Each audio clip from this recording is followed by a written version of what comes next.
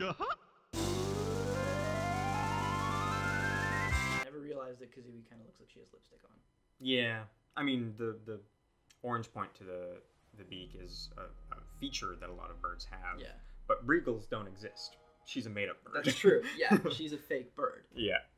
All right, we're back. It's me. It's your boy Scott. I'm back with Ben. He's guest chairing yet again. Still here. We're still doing Banjo, and we're gonna 100% this motherfucker. Yes, we are. I mean, we set some good groundwork up until this point, so we made some good time too. I feel like as well. I feel like we might even crush it in the remainder of this sitting, but I don't want to jinx it. I know, right? Like, let's just touch wood. Yeah. You always say touch wood. That's very funny. I've never heard somebody say that. It's always knock on wood in my experience. Yeah, I mean, I guess knocking plays worse to the microphone. That's fair. And also, I don't know. I've just always heard it as touch wood. I've heard knock on wood, but like, I didn't think touch wood was as rare as I now do. As of the 30 seconds ago you said that. All right. So we don't. What am I trying to do? You're trying to get to Freeze Easy Peak. Yeah. Or are you just gonna like? I'm just gonna fuck shit up a little bit. Because there's a jiggy you can get in the thing. Yeah. Like the sarcophagus thing. I hate you. There we go. Oh yeah.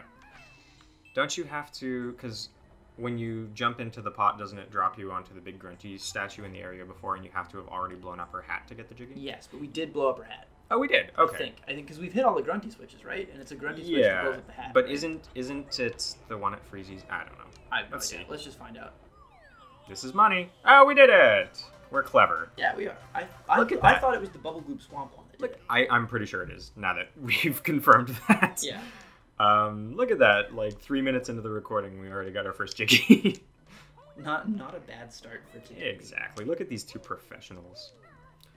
Well, you're the one playing, of course. Yeah, well. Although I suppose I was the one that hit the grunty switch. Exactly. We each bring something fresh and interesting to the table, Benjamin.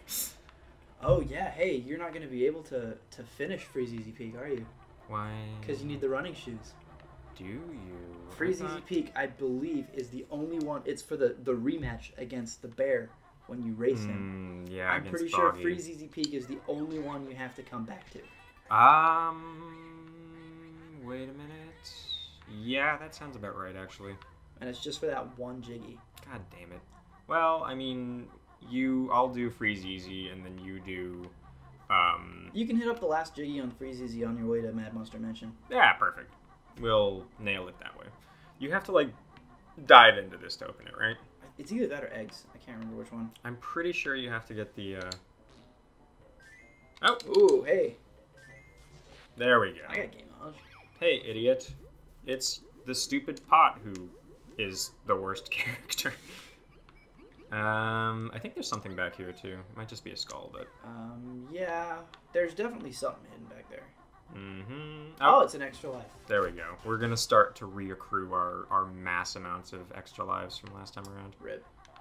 Rest in peace, all of our lives from the last Every single one. Also, I do actually think we may have missed a skull in Bubble Gloop Swamp. When the editor played back the footage in Mumbo's skull, there was a little sparkle behind his chair. So I think I'm gonna open this up by actually just doing some pretty significant backtracking. Go for it. That's fine by me. Eat it. All right. Come on, boys. You suck, all of you. It's up a hill. Oh. There. Yeah. Now you gotta hit the switch. Yeah, I think that is... It's in the advent calendar looking thing. The Freeze Easy Peaks entryway. Yeah, Freeze Easy Peaks entryway. Yeah. Which I believe has a giant picture of Banjo and Kazooie on it, which seems weird for Gruntilda's lair. Yeah, maybe... Well, I mean... Alright, so how familiar at this point in your life are you with the television program Sonic Boom? I've seen clips on YouTube of some of the funnier jokes. Yeah, well, the cool thing about that show, honestly, because I mean, and you know this as well, being a fan of Sonic in this day and age is a hard thing to be. It is a hard life that both of us live. Difficult for both of us. But, because there's not a lot good these days. There was a few brief, glorious months when Sonic Mania came out, but before Sonic Forces, yeah. And then it all came crashing back down in a major way. It was a big slap in the face of reality. But the Sonic Boom is very funny because it's written by a Western team, and they sort of are in on the joke, as it were. Yeah, and like they seem to be very aware of the Sonic fan base and the kind of things that they do. Yes. I remember there was one joke about with the Superfan. Tails got a new video game. Oh, okay. And he was talking about how like good it was going to be compared to the other ones, and then Sonic made some joke about how it was never going to be good since they changed the main character's leg color, which harkened back to a lot of people complaining that modern Sonic's eyes are green. Yeah. And that ruined the game, considering classic Sonic's eyes are brown. Yeah. And the other one is, I mean, they dunk on themselves a lot in that show, which I think is really funny. Of course. But one of my favorite bits that they've done is they, oh god, it was very good. There's this very infamous game, well, not game-breaking, almost game-ruining bug in Sonic Boom Rise of Lyric, where when you're playing as Knuckles, if you double jump and then pause at the height of the jump, your jump resets. So I've heard of this. Yeah, yes. So you can unpause and re-double jump, and you can just keep gaining altitude. And you can basically 100%, well, not 100%, you can beat the game in about 8 minutes if you do it that way. There it is. So that was awesome. And in the show, at one point, it's like the end of an episode, and Knuckles is like, well, my work here is done, and he starts just like freeze jump ascending to the heavens. That's so good. Which is really friggin' funny. That's so funny. Yeah. But in Sonic Boom, there's like this circling way back. There's a very funny relationship between Sonic and Eggman, where Eggman is still doing his things, like he's still trying to be evil and stuff like that, but he's sort of evil in a non-threatening way. Yeah, by and he's large. like kind of villain of the week type thing, like sort of your Team Rocket.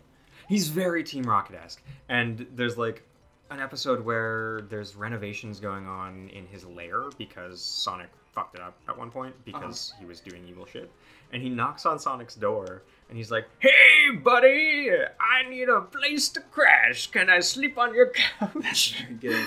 And they just have like this very sort of tenuous pseudo friendship while being enemies throughout the entirety of the show, which is very funny. That sounds pretty good. That's what I think Banjo and Gruntilda have, if Gruntilda has a gigantic portrait of Banjo and Kazooie. I mean, must be, right? Like, it's gotta be. You gotta figure that way, right? They gotta be like half buddies. It's easier to get back through the maze if you just stay as the alligator and take the quick ditch. Have you heard of the glitch where after you get out of Click Clock Woods, you can be a bee everywhere? Really? Yeah, there's like you do some glitch where like you're flying through like one of those like tree holes. One you just came through one. Sure. Anyway, it's a narrow tunnel. Yeah, like one of those sort of log tube things. Yeah, and you get to the point where log tube. That's a lot better than tree hole. You're welcome. So you get to the point where Mumbo is going to tell you that his magic runs out, and if you boost into the wall, it pushes you past that, and you can just be a bee everywhere. Oh, weird. Not necessarily the most useful thing, but kind of cool. It would be more useful if Click Clock Woods wasn't the very last level. Yeah, I get that. But it is pretty good for certain things. I believe it. See, this is what 100%ing does, is it gets it so much easier for you to just gain access to the castle. Yeah. In Mario 64, my main tactic for beating the game quickly is just grinding the first floor and the second floor. Yeah. And if you grind out the second floor, like the lava world and all that stuff, you can make it so that you can skip the entire third and fourth floors. Yeah, but then you're skipping Click Clock Woods, not Click Clock Woods, Tick Tock Clock. You are, yes. Which is the best level in that game. Which is intentional. All right, I have to bust that to get the yeah. Yep. Do you need to choose to beat Boggy this episode? I can't. I legit can't remember. I'm super sure you do. I'd be happy to be proven wrong because it would. God, I wish. It would mean there'd be no backtracking, but. This game's golden thing is that there's no backtracking. Except for one time, in which case there may be. There might be. We have not decided yet. Undisclosed information at this point.